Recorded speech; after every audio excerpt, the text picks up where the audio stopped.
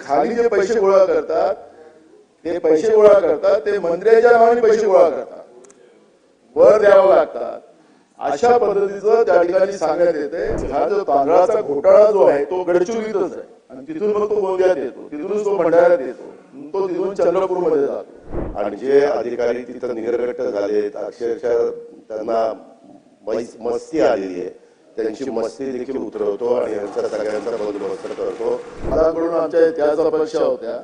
दादा जसं माननीय सुधीर भाऊंनी जे पद्धतीने भूमिका मांडली, हा जो तांदूळ असतो हा निकृष्ट दर्जाचा असतो. त्याचं कारण असं निकृष्ट दर्जाचा का होतो, आपण जो धान त्यांना भरायला देतो त्याला सीएमआर म्हणतात आपण आपल्या भाषेमध्ये. आणि हा जो तांदूळ आहे हा आपल्या दिलेल्या धानातून तयार होत नाही, हा यांच्या परस्पर उसना मिल वगैरे असतात त्याच्यामध्ये होतात. यांचे जे मिल आहे जसं एक भाग्यश्री फूड इंडस्ट्रीज आहे देसाईगंज वर्षाची, यांच्यातून 2-3 राईस मिल आहेत. हे लोक काय करतात की ते इलेक्ट्रिक बिल जे दाखवतात ते इलेक्ट्रिक बिल त्या उसना राईस मिल असते त्याच्यात लागतात, आपल्या या रॉ जो राईस होतो त्याच्यामध्ये दाखवत नाही. तर तो तांदूळ आपल्याला चालत नाही, आपण उसना तांदूळ घेत नाही. हे आणतात आंध्र म्हणून, त्याला रिसायकलिंग करू त्याच्यातलं सगळं काढून तो तांदूळ असा भुकटी होतो, निकृष्ट दर्जाचा असतो, त्याला कुठलंही त्याच्यामध्ये विटॅमिन्स नसतात आणि त्याला सगळं संपवलं असतं. तुमचे जे तिथले अधिकारी आहेत त्या फूड अँड सप्लाय विभागाचे ते अधिकारी याच्यामध्ये मिळाले आहेत आणि त्याचे धागे सगळे मंत्रालयापर्यंत आहे आणि मंत्र्यांच्या नावाने पैसे घेतात. लाट असते त्याचा लाट असं सुरू आणि त्यांचं ते खाली जे पैसे गोळा करतात ते मंत्र्यांच्या नावाने पैसे गोळा करतात, वर द्यावं लागतात. अशा पद्धतीचं त्या ठिकाणी सांगण्यात येते आणि मंत्रालयाचे तुमचे काही अधिकारी याच्यामध्ये त्याच्या संगणमताने हे सगळं चालतं. आपण ही योजना शेतकऱ्यांसाठी लावली आहे.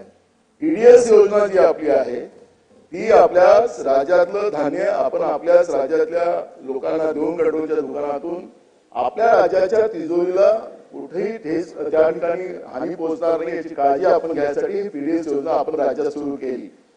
पण आज आपण पाहतोय की दरवर्षी या योजनेच्या माध्यमातून आपल्या राज्याच्या तिजोरीला लुटलं जाते आणि त्याच्यामध्ये एक ग्रुप तयार झालेला आहे आणि त्या ग्रुपच्या माध्यमातून हे केलं जाते. माझा एक स्पेसिफिक प्रश्न आहे की Bhagyashri rice industries, Mayashri food industries आणि मायाश्री एग्रो इंडस्ट्रीज देसाईगंज वडसा हे तीनही राईस मिल एकाच परिवारातील असून पुरवठा विभागातील अधिकारी, आदिवासी विभागातील अधिकारी तसेच मार्केटिंग फेडरेशन मधील अधिकारी सोबत संगनमत करून शासनासोबत सातत्याने धोकेबाजी करतात आहे, शासनाची तिजोरी लुटण्याचं काम करतात आहे. एक बोरकर नावाचा अधिकारी आहे दादा तिकडे, तो गेले 35 वर्ष तिकडेच आहे, बदली होत नाही. एक आगाऊ नावाचा होता, त्याला आता अलीकडे तुम्ही इकडे परभणीत आणलेला आहे. त्याचा एवढी मोठी यंत्रणा त्या ठिकाणी आहे की त्या जिल्ह्यात आलेल्या, कारण की सगळं राईस हा जो तांदळाचा घोटाळा जो आहे तो गडचिरोलीतच आहे आणि तिथून मग तो गोंदियात येतो, तिथूनच तो भंडाऱ्यात येतो, तो तिथून चंद्रपूरमध्ये जातो. आणि म्हणून याचे सगळे सूत्रधार हे जे मी तुम्हाला 3 राईस मिल सांगितलेले आहेत त्या 3 राईस मिलचा मालकच याच्यातला प्रमुख आरोपी आहे, गुन्हेगार आहे. आपण त्याला कारवाई करणार का? आणि हा सगळं रॅकेट जो आहे जे गरिबांना आपण तांदूळ देतो ते निकृष्ट दर्जाचं प्राप्त होते, ते रॅकेट सगळं आपण थांबवणार का? एवढंच या ठिकाणी माझा प्रश्न आहे. अध्यक्ष महोदय, सन्माननीय नाना पटोले साहेबांनी त्याच्या आधी सुधीर मुनगंटीवार साहेबांनी खूप गंभीर अशा प्रकारचे प्रश्न या अन्न नागरी पुरवठ्याच्या संदर्भामध्ये विशेषतः गडचिरोली परिसरामध्ये जे काही काम चालतं ते जिल्ह्यातील धान भरण्याच्या संदर्भात त्याबद्दल मी स्वतः त्याबद्दलची बैठक घेऊन आता जी काही नावं दिली, जे काही मिल दिलेले आहेत तिथले अधिकारी कोण, किती वर्ष काय, ते सगळं मी एक 8-1 दिवसामध्ये सगळं मागून घेतो आणि जे अधिकारी तिथं निरगट्ट झालेत, अक्षरशः त्यांना मस्ती आलेली आहे, त्यांची मस्ती देखील उतरवतो आणि यांचा सगळ्यांचा बंदोबस्त करतो.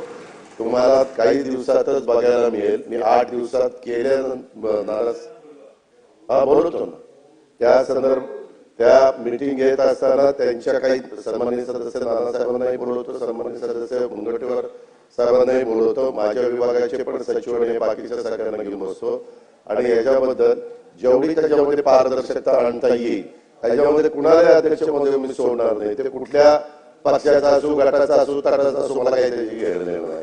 मी त्याच्यावर कारवाई करीन आणि एक असा मेसेज देईल की मंत्र्यांनी मनात आणलं तर त्याच्यामध्ये दुरुस्ती होऊ शकते आणि ती दुरुस्ती करण्याचा मी निश्चितपणे प्रयत्न करेन. हा शब्द मी सभागृहात